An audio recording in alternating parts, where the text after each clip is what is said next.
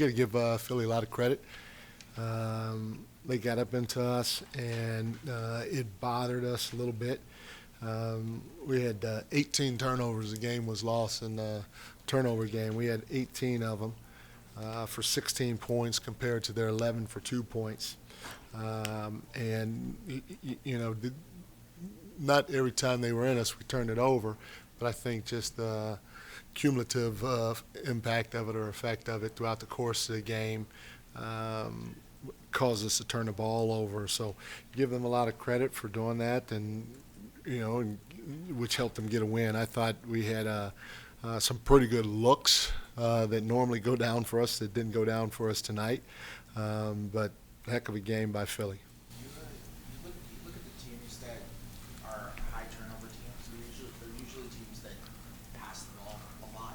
Uh, You guys are a team that passes the ball a pretty good amount, but you've been on the turnover team yeah. this year. What do you feel like has allowed you guys to be able to actually maintain that in general, and what do you feel like you kind of got away from tonight? I just thought our spacing wasn't great all the time.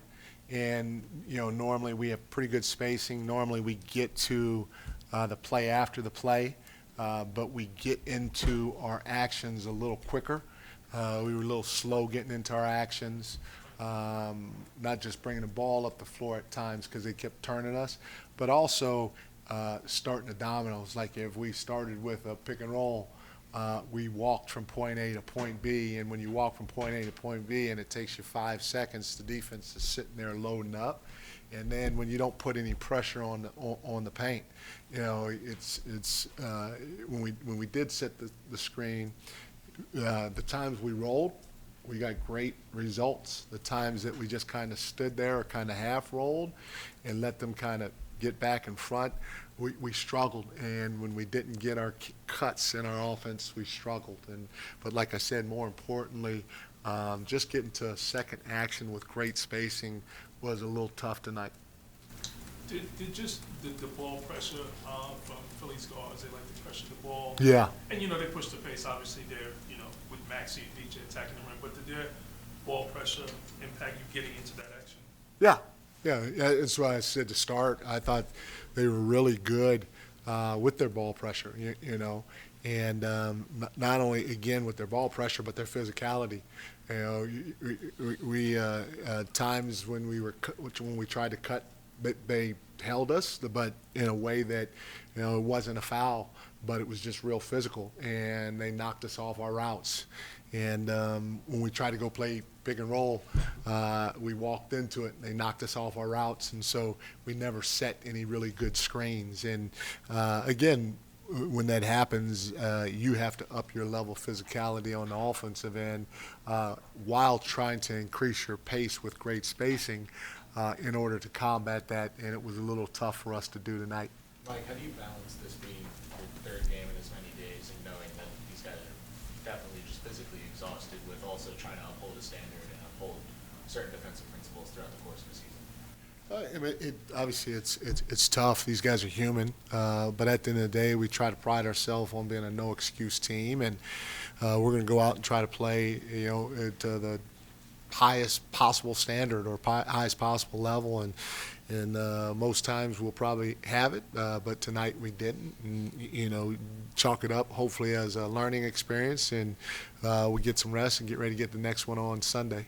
Mike, how big for Mitch's confidence is it for him to hit 7 out of 8 free throws tonight? He's been working hard at it. It's a process.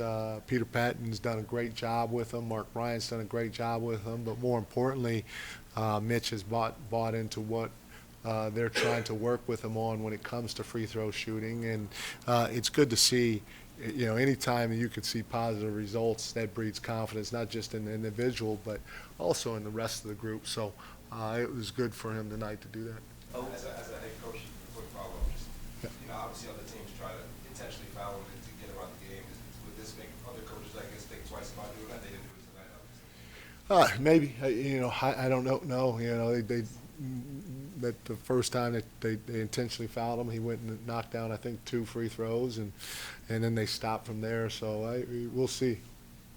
OG just 2 points, a little more passive than usual. Just what were they doing a good job of I thought OG had a couple of great looks from the three-point line, and I thought he was aggressive on his drives, and he didn't get any calls. It's one of those. It's a weird game, and the officials they got a tough job, but I don't know if I'll ever understand what's a foul, what's not a foul, because guys, especially quick guys, they'll put their head down and they'll drive the ball from point A to point B, and if you lead with your chest and they're able to flop, or fall off you good enough, it's a foul. And OG's a big, strong guy, and when he drives, he doesn't do that. He's trying to attack the rim, and he's getting rerouted on his drive, but he can't seem to get a call. So I thought his aggression was there.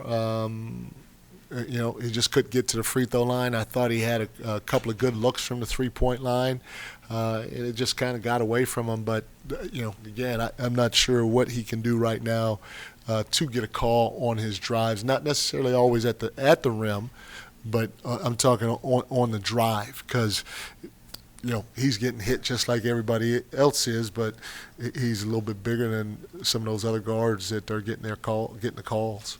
Coach, you gave Mo some minutes in the first half. What were you trying to accomplish there? And what did you see with Mo since he's gotten a couple of minutes in the last few games? I wanted to play Mo a little bit more tonight, if I could. But Mo's length and his feel, his ability to defend for a young guy, it's all at a pretty high level. And so as much as I can, I'm going to try to throw him out there on the floor just so he can get some reps and live competition, but also because I think he's ready for a few minutes here and there, and if he ever gets to a point where he can play extended minutes, we'll keep him out there.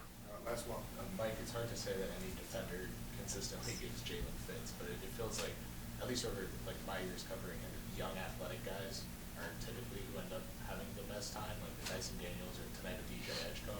Do you think there's something about just the unbridled, almost naivete that they play with that allows them to go after Jaylen like that, or what is it that you think someone like DJ was able to do with him tonight with ball pressure that just kind of kept him in a funk? I don't think it. It's just me watching it. I don't think anybody gives him problems. Now everybody gets up for him to play him like they should, and they'll try to turn him and make it difficult. But usually when he ends up shooting the ball, he gets to a spot, he creates a space, and it's whether he makes or he misses a shot. And that's to me, that's all it is more than anything else. But especially younger guys, but young guy, old guy, when you play against the Knicks, you're going to be up.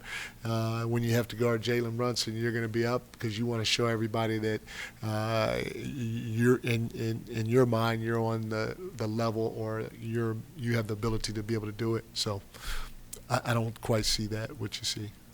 Thank you, guys.